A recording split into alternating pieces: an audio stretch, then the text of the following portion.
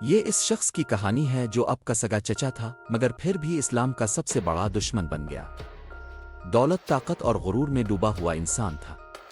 وہ تھا کہ مکہ میں اس کی عزت اور طاقت کبھی کم نہیں ہو سکتی، لیکن جب اس نے حق کا انکار کیا تو اس کا انجام دنیا کے لیے عبرت بن گیا۔ ابو لہب قریش کے معزز خاندان بنو ہاشم سے تعلق رکھتا تھا۔ اس کا اصل نام عبدالعز بن عبد المطلب تھا، مگر اس کے چہرے کی سرخی کی وجہ سے لوگ اسے ابو لہب کہتے تھے۔ وہ مالدار بھی تھا اور مکہ کے لوگوں میں اس کا بڑا اثر و رسوخ تھا۔ چونکہ وہ نبی کریم کا چچا تھا، اس لیے لوگ سمجھتے تھے کہ وہ ہمیشہ اپنے بھتیجے کا ساتھ دے گا، مگر اس نے دشمنی کا راستہ اختیار کیا۔ جب نبی کریم پر نبوت نازل ہوئی اور اپنے لوگوں کو ایک اللہ کی عبادت کی دعوت دی تو مکہ کے سردار پریشان ہو گئے۔ انہیں ڈر تھا کہ ان کی عزت، تجارت اور بتوں کی عبادت ختم ہو جائے گی۔ ابو لہب بھی انہی لوگوں میں شامل تھا جو حق کے خلاف کھڑے ہو گئے۔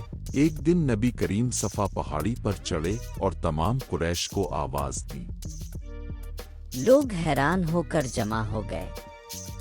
آپ نے فرمایا، اگر میں تمہیں خبر دوں کہ اس پہاڑ کے پیچھے دشمن کا لشکر ہے تو کیا تم میری بات مانو گے؟ سب نے کہا، جی ہاں، ہم نے آپ کو ہمیشہ سچا پایا ہے۔ آپ نے فرمایا، پھر میں تمہیں ایک سخت عذاب سے ڈراتا ہوں۔ صرف ایک اللہ کی عبادت کرو اور شرک چھوڑ دو۔ یہ سنتے ہی ابو لہب غصے سے آگ ببولا ہو گیا اور چلوا کر بولا، تبوالو، کیا تم نے ہمیں اسی لیے یہاں بلایا تھا؟ اس کی یہ گستاخی اللہ تعالیٰ کو پسند نہ آئی اور اسی وقت سورۃ اللہب نازل ہوئی جس میں اس کے انجام کو واضح کر دیا گیا۔ ابو لہب صرف خود ہی دشمن نہیں تھا بلکہ اپنی بیوی جمیل کے ساتھ مل کر نبی کو تکلیف دیتا تھا۔ وہ راستوں میں کانٹے بچھاتی تاکہ آپ کے قدم زخمی ہوں اور لوگوں میں آپ کے خلاف باتیں پھیلاتی تھی۔ وہ حج کے موسم میں بھی لوگوں کے پاس جا کر کہتا، اس شخص کی بات نہ سنو، یہ تمہیں تمہارے باپ دادا کے دین سے ہٹانا چاہتا ہے۔ لیکن جتنا وہ روکنے کی کوشش کرتا، اسلام اتنا ہی پھیلتا جاتا۔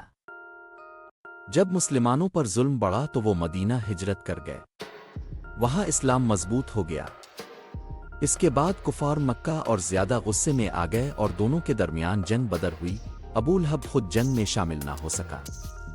جنگ بدر میں کفار کو سخت شکست ہوئی اور بڑے بڑے سردار مارے گئے۔ یہ خبر ابو لہب کے لیے شدید صدمہ بن گئی۔ کچھ ہی دن بعد اسے ایک خطرناک بیماری نے گھیر لیا۔ لوگ اس کے قریب جانے سے ڈرتے تھے۔